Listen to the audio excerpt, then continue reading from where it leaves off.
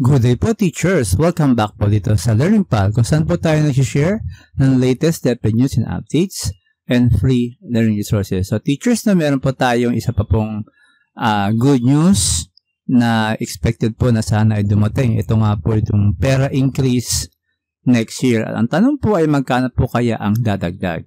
So ito po ay nabanggit po dun po sa DBM TDC Dialogue noong nakaraang July 4, at maliban po sa performance-based bonus 2023 updates ay isa rin po ito sa mga napag-usapan po nila.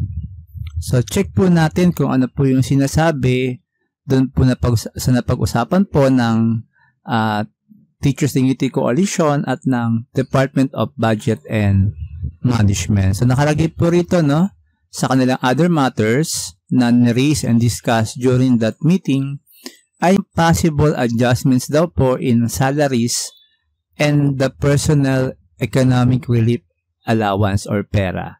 So alam naman po natin itong pera ay napalaking bagay po sa buhay po ng mga government employees dahil ito po ay malaki pong dagdag sa ating natanggap na salary.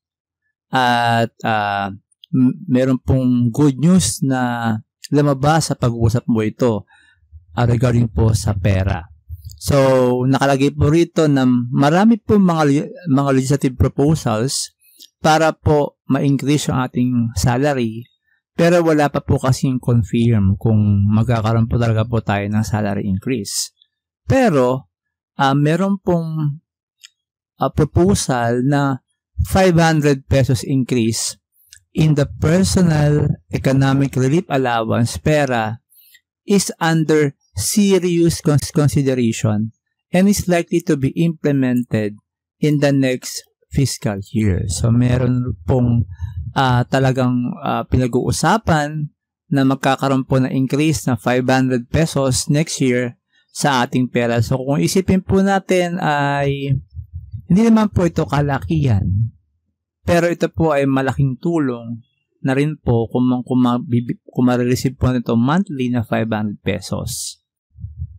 Still, sinusulong pa rin po ng Teachers Dignity Coalition yung support po for the pending salary hike proposals na marami na po naghain na 50,000 entry-level salary for public school teachers and 15,000 across the board increase for DepEd personnel. So, hopefully po ay babantayan po natin to na ito pong increase sa pera. At kung matatandaan po natin yung history, ang huli pong adjustment ng pera ay ito ay nung nakaraan daw pong 2006. So talaga pong napapanahon na i-adjust yung ating pera at malaking tulong po ito para po sa mga teachers and other government employees kahit ano po itong halaga. So, ayun na po muna teachers ang latest news, and don't forget po to subscribe and hit the notification bell para updated po tayo sa mga bagong balita po about DepEd. Yun lang po at maraming